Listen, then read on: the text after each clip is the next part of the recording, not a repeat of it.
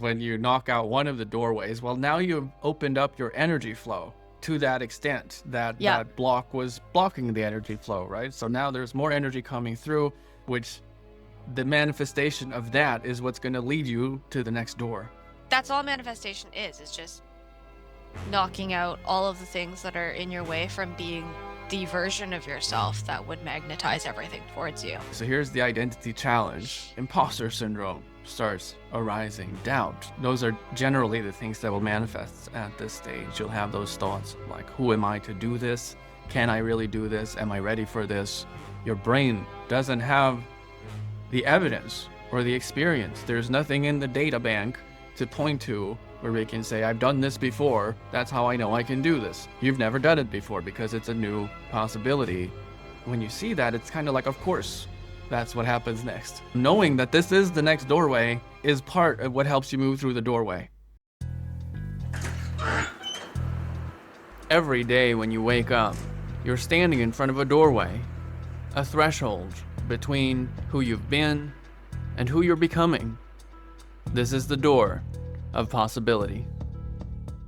Okay, we are recording episode 2 of Doors of Possibility, where we're walking through each of the little doorways, big and small doorways, between where we have been and where we're going, and stepping between who we've been and who we are becoming. I am here with my co-host, Megan. Say hello, Megan. Hello. This is our second attempt at making this recording because we're using a new software to record it, which is better, but I totally screwed up last time in one of the little toggle switches there. So we only ended up recording half of the conversation. So only my side was recorded and the other one, Megan's side, did not get recorded. The other fuck up was that because we hadn't figured out quite how the software worked, we couldn't actually see that we had other people in the live recording room, and we thought it was just the two of us, when in fact we did have a couple of people there. And the way that I found that out was because at the end of that recording, it was kind of interesting actually, because we just made it to the 1 hour 11 second mark, and I kind of noticed that it was like the triple ones, and right after that, like we're starting to wrap up, and then the dog, Gustavo, who I have with me here in the room, he just started barking out of nowhere. Actually, not out of nowhere. There was a garbage truck that went past outside, and he freaked out and started barking. And one of our members, Priya, who apparently was actually listening in, she told me that at the moment that he started barking, all the dogs in her neighborhood also started barking, which was kind of just another one in the list of weird and mystical shit that's been going down since we started this. The two other significant ones I also wanted to mention here was that on the day that we launched this podcast on June 12th, my friend Vivian, on that same day, shout out Vivian, she sent me a message saying that she just had a dream that I had opened a portal. And I said, you know, that's kind of interesting in light of this podcast that we just launched today, the whole intention of which is literally to make this vibrational field of possibilities available to people. So that was kind of cool and kind of weird. And then once again, Priya, who told us about the dog, she also told us that when she was first listening to the podcast recording, she was driving, and she was driving down a road she normally never drives. And just in the part of the podcast where I had mentioned Mini Coopers as just an example of how our reticular activating system works, she was just driving past the only Mini Cooper dealership in her area, just as I was talking about the Mini Coopers. And ever since then, I have also been seeing these freaking Mini Coopers every day, like literally every day. In some cases, like twice on a 5-minute walk. It's been kind of weird. So, yeah, all kinds of fun stuff has been going on in the vibrations around this whole podcast. Today, we are opening the second doorway. The first was, of course, the door of possibility, the first moment of creation, when you first conceive of something as possible, is when you start like first tuning to the vibrational potentiality of the thing you want. You've never done anything in your life that you didn't think was possible, and that's really where everything first starts. That was what the first episode was all about.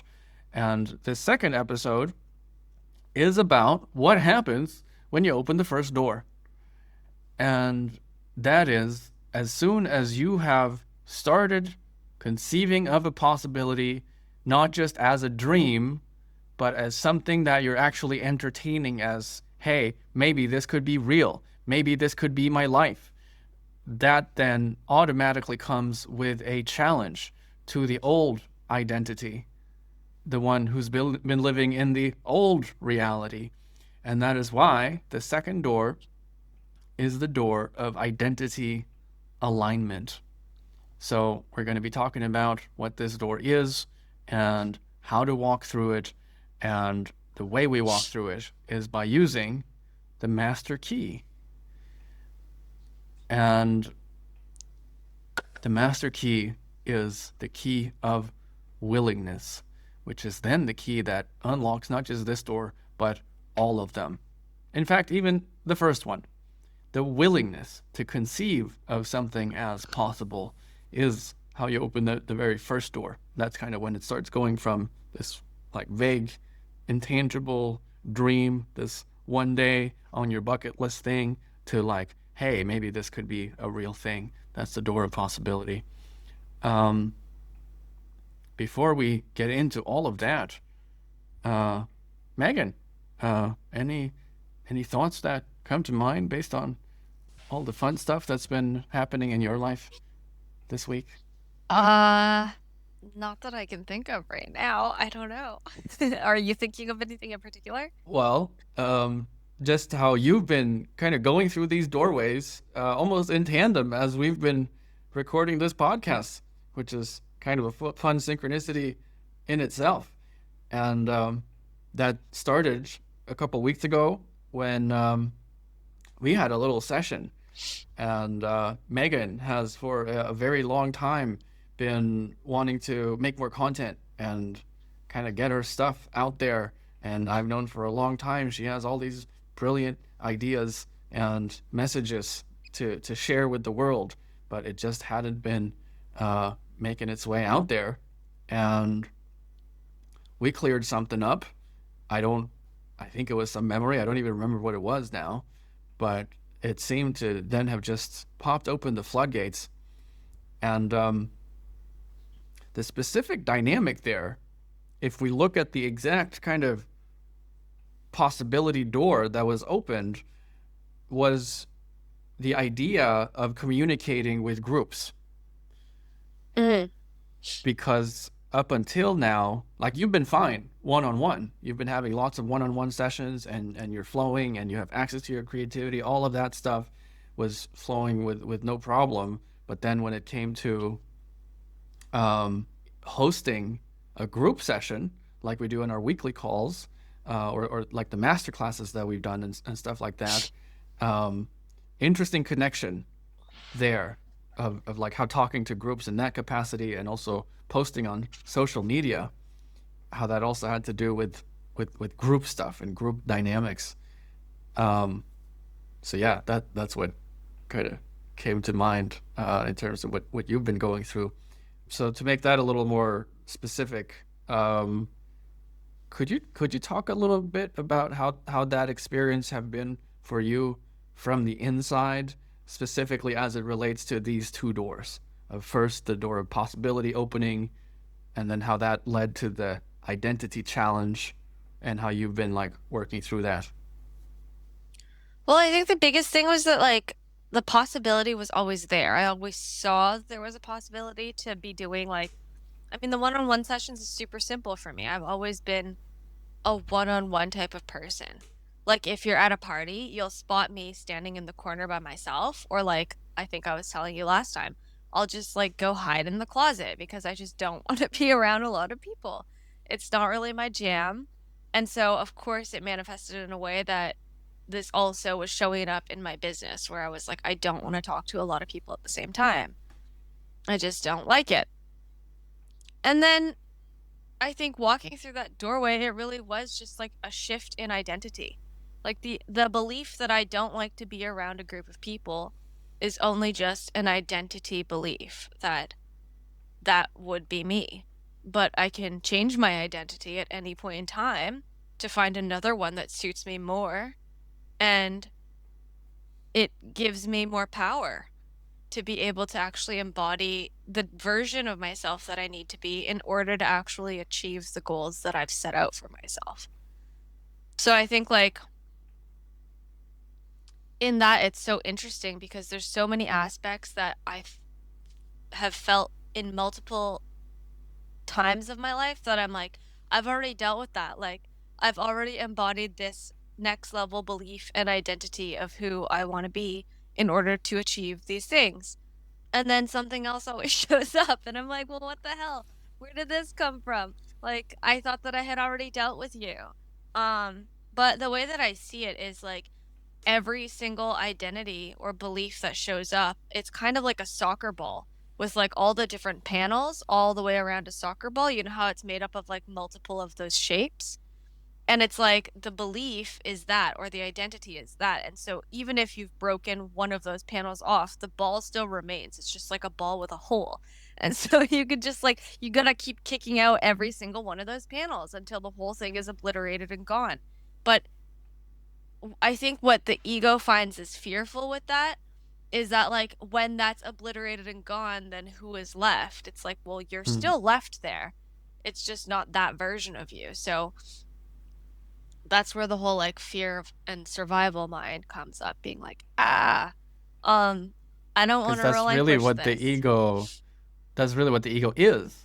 It's just made Yeah. up of survival programming. So each of those little panels is going to feel like a threat Yeah. to deal with. These are the things that your mind has been believing that you needed for survival. So to relinquish that is an automatic experience of threat and Yeah. vulnerability. And like, who am I without this? The way that I see it is kind of like, you know, those Russian nesting dolls where there's like the really big one and then more and more and more Mm-hmm. inside. I mean, it's the same thing, but it's like soccer balls. So it's just like a soccer ball, like a soccer ball and a soccer ball and a soccer ball all the way in. Um, but just like as you continue to shrink down the balls that are there, um, it doesn't, it feels like it's bringing you closer to vulnerability and openness because there's no more like ball wall in the way. Um, Uh-huh. but really, I think that that's just like it's kind of like what you were talking about in our group today. But like having none of that is the purest form of love and connection that you can actually ever possibly experience. Right. And so I think like holding that and knowing that that's where you're heading towards um, makes it a little bit easier as you kind of traverse through this like ball panel kicking through. Yeah. I want to make a little update perhaps to the metaphor. I'm not in full agreement necessarily that you have to kick out all the panels, although that is the ultimate goal. But the distinction I want to make is that it's actually sequential. In other words, that kicking out one panel leads to the next panel, which Mm-hmm. leads to the next panel. So in that sense, it's maybe more like a series of doorways Yeah. Yeah. that you have to Yeah. go through the one to get to the next one. So this doorway thing is actually fractal in the sense that, let's say, from any point A to point B, you have this large dream, this big mission. On that path, there's going to be this sort of archetypal series of doorways, and we've identified 9 of these doorways that we're moving through these episodes. But even within each doorway, that's also in itself kind of a point A to point B, which means there's a series of doorways even in that. Even in you, you know, being a little thirsty and going to the store to buy yourself a drink Mm-hmm. is its own series of doorways. Because first you have to conceive of the possibility that you can go to the store and buy yourself a soda or some coconut water or whatever floats your boat. And then that comes with a challenge to the identity that's, comfortable in the sofa. And that old identity has to be relinquished in order to step towards the new possibility. So there's doorways within doorways. Yeah. Doorwayception. Football panels within football panels. I do Footballs within also agree, footballs. though, with what you said. Like, you don't need to knock out all the panels. Like, I'm not really saying that either, I don't think. Or I don't want to be conveying that. I think a lot of the times having some framework can be useful. It just depends on the audit of whether or not that framework is useful for bringing you, like, that's all manifestation is just knocking out all of the things that are in your way from being the version of yourself that would magnetize everything towards you. It's not about like everything externally. It's all an internal job. So I think it's some sequential frameworks and make it sense. unfolds in stages. So Yeah. the way I was thinking of it when you first were laying out your football metaphor is, well, you've Football? not. That's what we say in Oh, Europe. yeah. Sorry. Soccer ball. Soccer, football. Is when you knock out one of the doorways. Well, now you've opened up your energy flow to that extent that that block was blocking the energy flow, right? So now there's more energy coming through. You have more energy available to you, which the manifestation of that is what's going to lead you to the next panel or the next door or whatever. So it'll happen sequentially, actually in perfect order, as you're just willing to stay on the path. So navigation, how do we navigate through the doorways? What is the kind of inner stance that allows you to move through the doorways? I mentioned willingness and how willingness is the master key that unlocks every door. So notice in this example, like, okay, so here's the identity challenge, and all of this like imposter syndrome starts arising, doubt. Those are generally the things that will manifest at this stage. You'll have those thoughts of like, who am I to do this? Can I really do this? Am I ready for this? Your brain doesn't have the evidence or the experience. There's nothing in the data bank to point to where we can say, I've done this before. That's how I know I can do this. You've never done it before because it's a new possibility. So when you see that, it's kind of like, of course, that's what happens next. So knowing that this is the next doorway is part of what helps you move through the doorway. Because, oh, I'm at the imposter syndrome and self-doubt stage. I know where I am now. It makes sense that I'm feeling the way I'm feeling because this is how I'm supposed to feel at this stage. And then from there, that will then give you the willingness to keep moving forward, to realize, well, actually, these are just some thoughts. These are just manifestations of fear-based protective energy. They don't really make a difference. I'm not going to let it stop me. So the willingness precedes the movement forward. It even precedes any kind of readiness, or even feeling worthy of it. This is the point where you don't feel worthy yet. So that is something that needs to be stepped into. So the willingness then, you don't need anything in order to be willing. That's kind of what's cool about willingness. Before you feel ready, maybe you need to acquire some skills, or maybe you need to like read a book or train yourself or whatever in order to feel yourself like worthy and capable and those other things.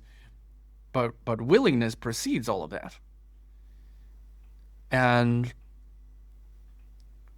one of the things I think I wanted to talk about last time, which I didn't, um, is the idea of having a North Star, something that is the final answer to how you make your decisions. Because if you don't have that, you don't have a reliable way to make decisions. Essentially, I have this friend who I did the men's circle, the warriors circle group last week. Shout out to Gaio. We were hanging out the other day, and what's so interesting about him is for him everything is about authenticity. That's sort of how he frames it in his head. And at the men's group we did, there was sort of this kind of a real talk circle. Um, and I remember now that he said that what we say in the circle stays in the circle, but I don't think he will mind me sharing this, uh, which is one of the questions was like, what do you want to be remembered for? Or what do you want to be known for? Um, and for him, it's just like he wants to be known as the guy who was the most true to himself. It's all about this idea of authenticity. And I've noticed just from how he's talking about things and how he moves forward through life, that's like the filter. Whatever it is in front of him, where do I go from here? Like, is this in alignment with my authenticity? Does this bring me closer or further away from my own sense of self and who I really am? Like, that's the highest value. That becomes the North Star. Um, and having something like that is then what allows you to move past fear, to move past things like wanting approval or validation, fear of rejection, needing to control everything, this like control freak, perfectionism stuff. What are people going to think about me? Is it going to work? Like all of those fear based thoughts, you can actually have a higher ideal, a higher value that allows you then to override that, which is really comes down to the idea of surrender, whether that's surrendering to a higher power. It could be, does this bring me closer or further away from God's will, or does it bring me further or closer away from love or from freedom? Which all of these things are really kind of saying the same thing, but different ways of framing them. Um, I'm recalling in the Sedona method training, they talk about the core wants of wanting approval, wanting control, wanting security, and they're saying you have to want freedom more than you want approval, control, or security. I think this ties into this idea of willingness, because when you have something that matters to you more than your self-protective programming, then that gives you the willingness to move past it. I just wanted to mention as well, though, with that, because, like, yes, there's that whole thing of, like, having the North Star and the willingness to actually move forward and choose to be, like, in your most aligned self. But the other thing, too, that I found for myself when I'm kind of navigating and I feel like there's too much uh constriction within myself, that there's like a large amount of fear to actually overcoming to moving on to the next level. I actually completely surrender and give myself permission of like, I can totally choose not to be willing to do this. I can stay exactly where I am. And Mm, that's kind of where the resistance disappears. And I really can see it for what it is. I can either stay on path A, or I can choose to switch over to path B, which might require me like hopping through some trees and swinging on some vines and hoping that I don't like fall into the ravine full of crocodiles on my way. But knowing that I also can choose to stay has actually been one of the most powerful things to allowing myself to make the decision to move forward, versus I have to choose this. I need to choose this. I know that this is the best for me and I want this so badly. Um, but not being able to is just being like, well, I don't have to. I can do this whenever I want, and I can take as much time as I want here as I need to. And then that somehow kicks me forward into like, fuck, I don't want to stay here. I'm Yeah. moving right now. So, So huge. That's huge. That's like the moment when you realize that you have a choice in the matter. yeah. So you stop being just run on autopilot by the survival programming in these fear-based patterns. It's like you're seeing clearly, maybe for the first time. It's like, here's what's going to happen if I keep doing that, Hmm. and here's the alternative. And maybe that doesn't sound like my favorite thing in the world right now. I'm going to have to deal with all of this stuff that feels scary. But staying where you are, it's like the point where staying where you are becomes more scary than doing the thing. Yeah. And like really fully seeing it and accepting it, and then being like, do I really want to be here? Because even the choice, sometimes I've noticed, like, you can feel like you want to make a move into this like next level of your identity or whatever you want to call it. Um, but making that choice can also be spurred out of the fear and survival mindset, Mm-hmm. where there's Mm-hmm. this immense amount of pressure that you have to do it because you should be doing it, and you should be doing it because of all of these like additional external sources. When you just let yourself sit back into the place of like, you're here and there's these two paths and you can be wherever you want. You Yeah. can switch paths at any point that you want as well. Then that's I don't know. I think that's like the most clarity that you can get.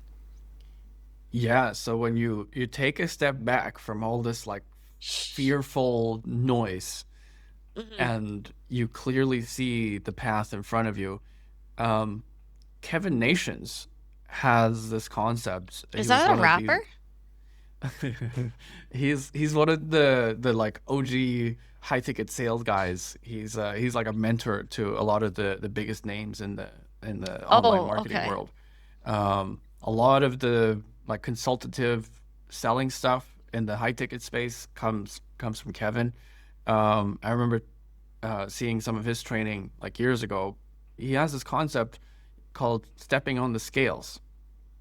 So when you're talking to somebody and they have a problem, a lot of times they haven't stepped on the scales. So let's say you have a weight loss clinic and somebody comes in and they're just like, I want to lose weight because I feel fat and nobody loves me, and I hate myself because I'm too fat. So they're all in this judgment, this like self judgment, and that doesn't give you any clarity. So what they need to do is step on the scales. Like, this is where I am. Like, this is what my weight is. And here are the things that have gotten me to this point. And from here, I want to start losing a pound a week or whatever. So now that brings clarity, because they're stepping on the scales, which is a judgment-free zone. You're just honestly looking at where you are and where do you go from here? Like, where are the paths to go from here? Which is exactly what you're talking about. Just like seeing where you are from a place of clarity and honesty, and then making a decision. And Yeah. when you step back from that fear, what you realize is, well, you don't really want to continue in this way, because that starts looking a whole lot worse. Like, it's just going to get worse and worse if I keep doing this. Hmm. That's probably how I've broken every single one of my dysfunctional habits and patterns in my life. It always comes to this point where you're sitting there and every cell in your body is screaming at you to do something, but yet you have that conscious realization, like, shit, like, if I do this, I'm gonna make it worse. God damn it. Yeah. um, which then ignites the willingness to do something else. Yeah, just kind of coming to terms with the moment in front of you, and what's going on there. The story I wanted to share was when I was going through this door a number of years ago when I was first really deciding that coaching and working with clients was going to be my path forward. And like imposter syndrome, all of these doubts and these fears. And I'd never really had a session with anybody. This was long before I even had any professional training. I just knew this is what I wanted to do. And I was really kind of faced with this choice of like, well, this is the path forward that I've identified. This is what I want to do. And there are all these fears in the way. And what's the alternative is like doing something else. And that's not what I want to do. So that path is blocked. Like I can't go there because that feels much worse than doing the thing I want to do. But what I want to do comes with all these fears. Right. So then that just leaves you at this like, well, now what? Where do we go from here? And the choice is you can go back into the old pattern or you can face the fear. Yeah. So what happened was really just a mental commitment to the path. And I sat down in my room by myself and I just said to myself, this is who I am and this is what I do. I was seeing myself as being a coach, considering the possibility and the reality of me being a coach, that this is my path and this is what I'm doing, and then claiming that. Mm-hmm. This is who I am, this is what I do. And I could literally feel my own energy shift in that moment. It was like palpable. Just a claiming of that identity and a willingness to be seen in that identity, which I think is a very key nuance of this that I also want to highlight, that I'm kind of glad we're doing this again because I didn't highlight this last time. Specifically, the willingness to be seen in the new identity.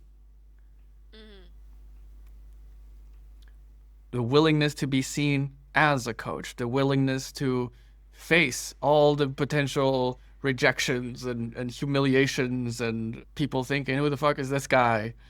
All of those things, all of those fears are what's going to come up when you claim a new possibility. So then you have to claim the identity as the next step.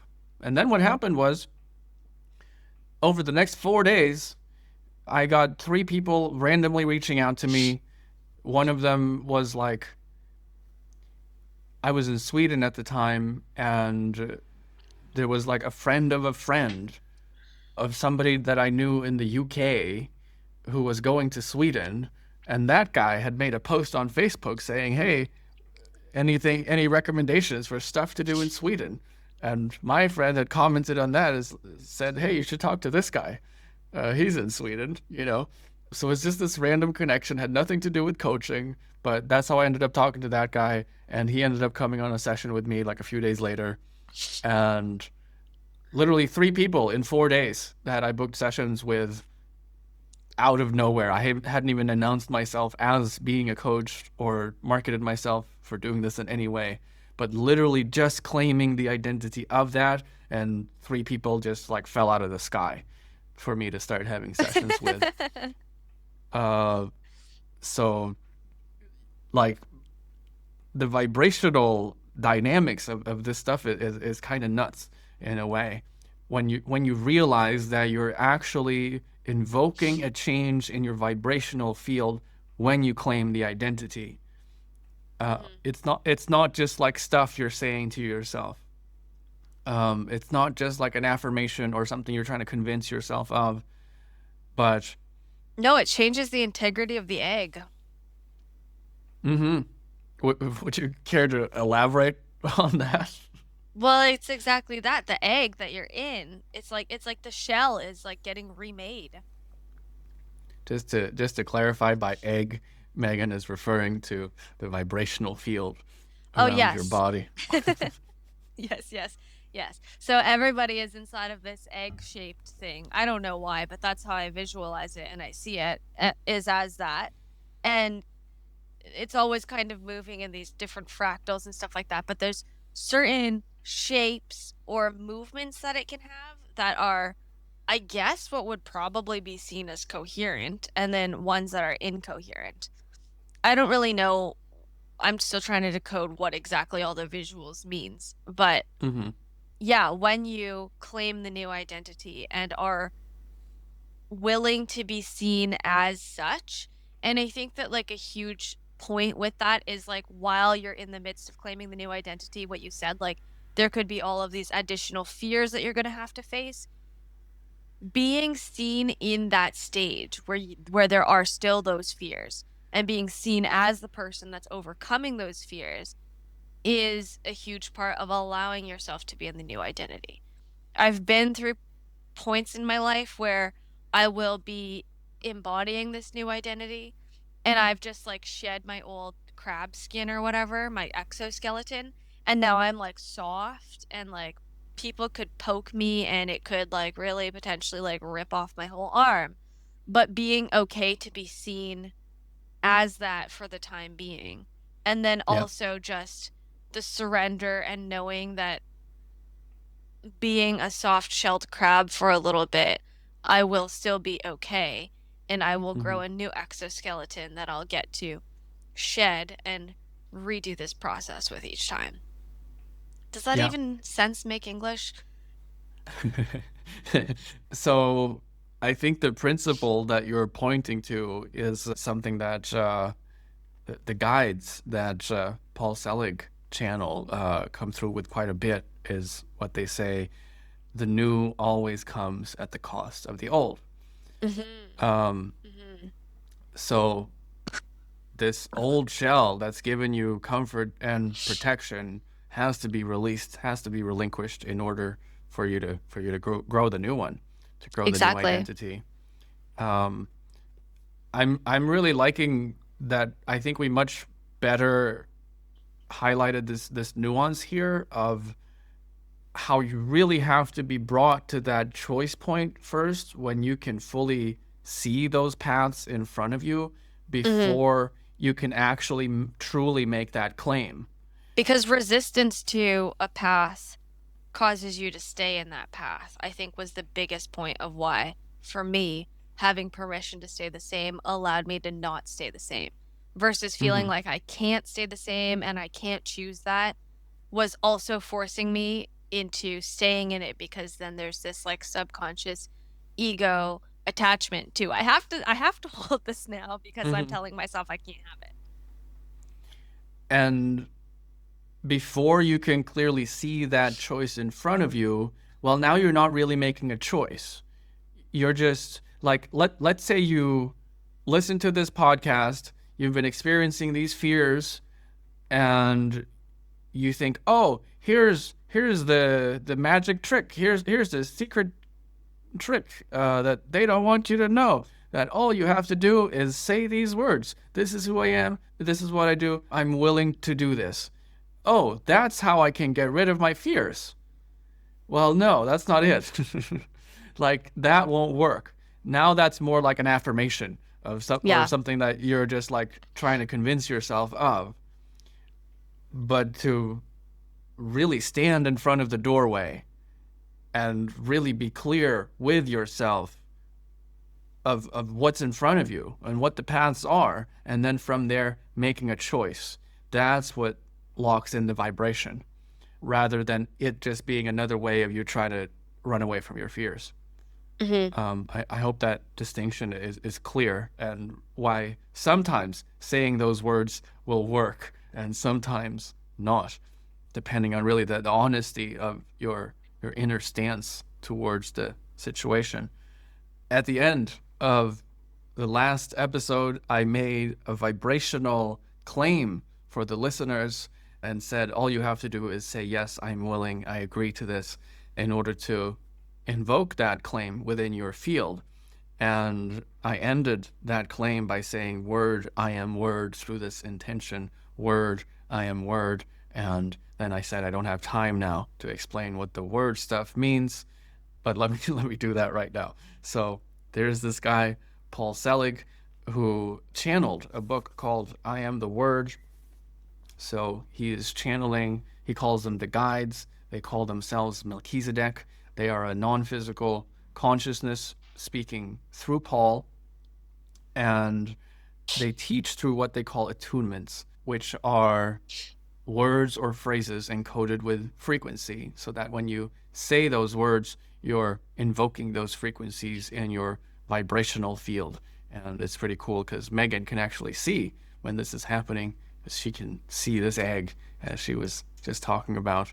When I did this the first time with her, she said she could see her egg essentially being covered in like a layer of gold dust, is how I remember you describing it. So the frequency of the word, then, they are saying the word is the energy of the creator in action. It is your calling on the action of the divine into whatever you're invoking the frequency on. So the first set of attunements, and I'll invite each of the listeners to repeat these words after I say them, and some of you will be able to feel these frequencies as they're working through your fields. So I'll just do it with you, Megan, so people can kind of get a sense of what this sounds like. So the first attunement: I am word through my body. I am word through my body. Word, I am word. Word, I am word. I am word through my vibration. I am word through my vibration. Word, I am word. Word, I am word. I am word through my knowing of myself as word. I am word through my knowing of myself as word. Word, I am word. Word, I am word. So if you just repeated those words, you have now been attuned to the word, to the energy of the creator in action, and those frequencies are now active within your field. If you were able to feel something from that, do leave a comment on wherever you're listening to this. Yeah, one thing I have learned is that you can claim the word through your intentions. And we are therefore bringing this energy through and into, we're sort of directing the energy, essentially. So that gives a whole lot of juice to these intentions that we're claiming.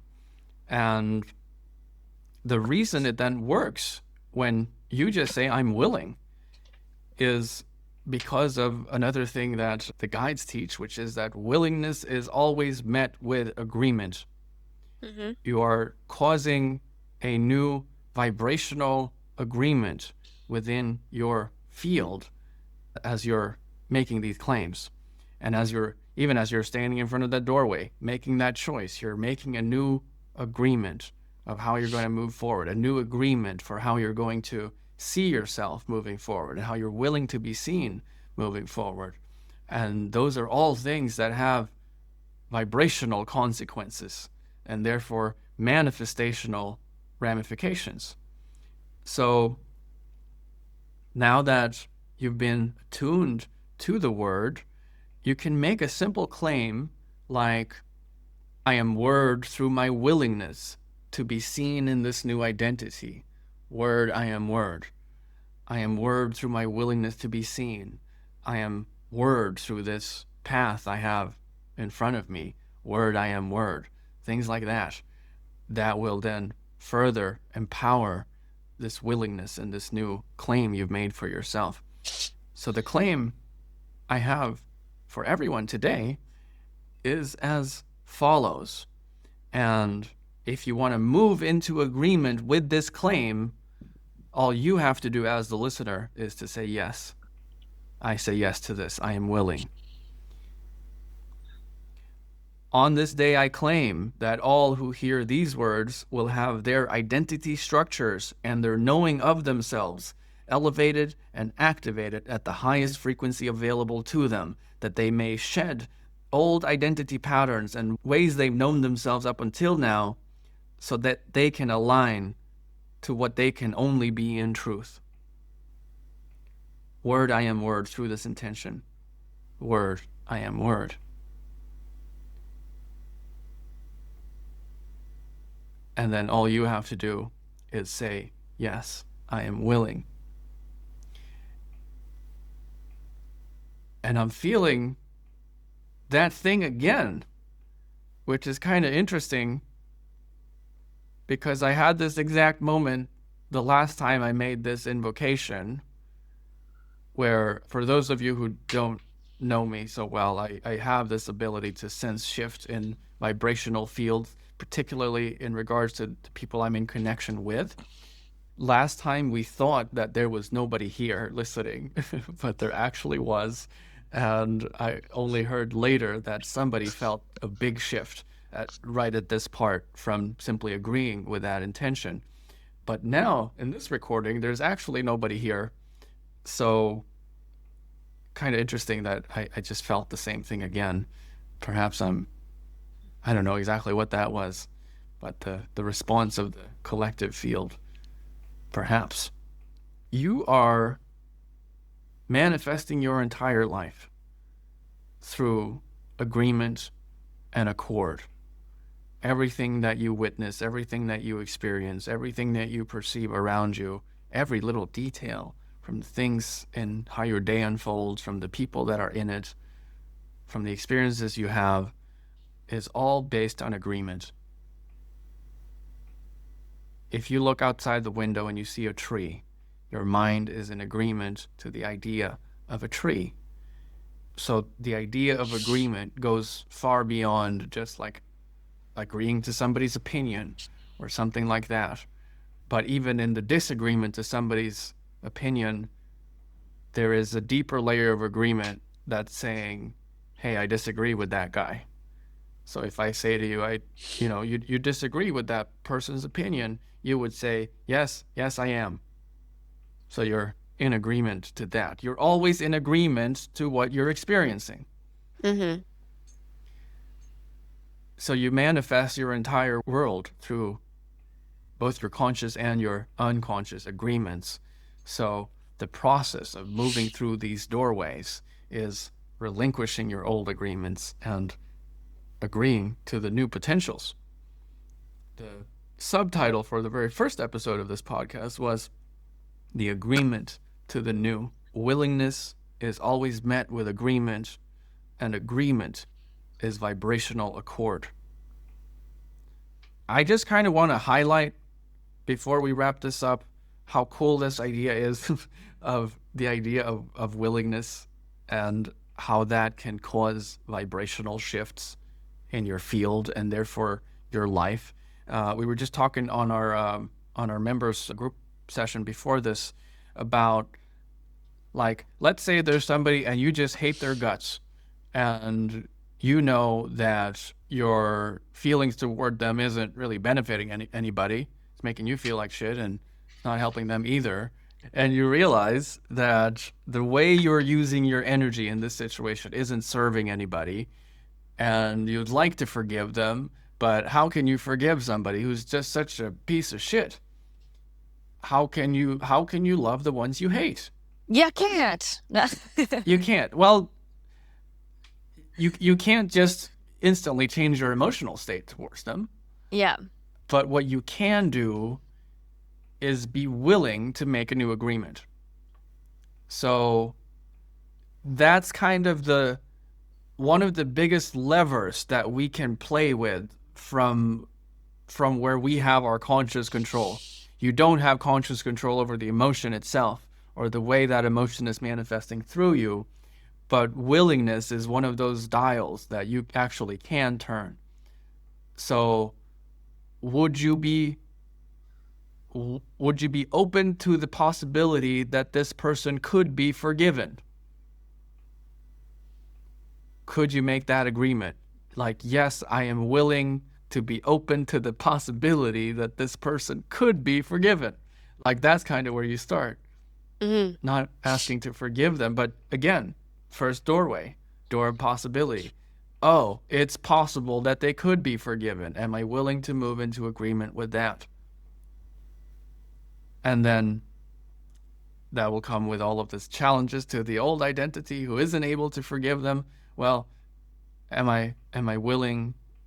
Like, can I look at that clearly now? I see these paths before me, and I see what's going to happen if I keep hating them. Well, that's going to keep bringing pain into my life and their life. And both of our lives will be worse if I keep holding on to this thing, even though it makes me feel so you start seeing the futility of the old way. You realize, like, shit, even though this feels more safe, that's going to make it worse. So could I Yeah. be willing to move forward in spite of that? So would you be willing to even try forgive? Would you be willing to try and then fail at forgiving them? Am I willing to be seen as the one who has forgiven them? So whatever it is, we're moving through these same doorways. And it's from first claiming the intention and then claiming the willingness is what sets these forces in. You're setting things in motion. You're shifting your vibration, and then that vibration will lead to its manifestation, and it'll just be step after step after step. And that's, I think, a more accurate description of how your life actually moves forward, is through making claims and agreements and just working through each step as it manifests and shows up. If you really think about that, you can see how that it's already how your life is working in every area of your life, through the claims that you've made, through the identities you've been in agreement with. You can see everything that's going on in your life from this basis. And I think that gives you a whole new set of tools and ideas for how to navigate through your life. Does that make sense? I'm in agreement. Perfect. There was some other stuff that we mentioned last time that I haven't mentioned here, but I don't really feel like I need to mention now. And overall, I feel like today was actually way better than last time. What do you think? I think it was better than last time. Perfect. You're in agreement. Yep. Amazing. I would actually love to hear from our listeners and how they can see these patterns working through their lives. I would love to hear what doors you're standing in front of. Would love to hear that in the comments, and how that's affecting you and what's going on. And if there are specific things you'd like us to touch on, or if there are any questions or things that came up that are still not totally clear from what we've been going over, I would love to hear that as well. Megan, any last thoughts or comments before we wrap up this episode number 2? I don't have any. Perfect. Okay. We made it in under 1 hour today. Woo! Thanks to all the listeners who are tuning in. Don't forget to like and subscribe. And we'll see you next time. Bye, everyone. Bye.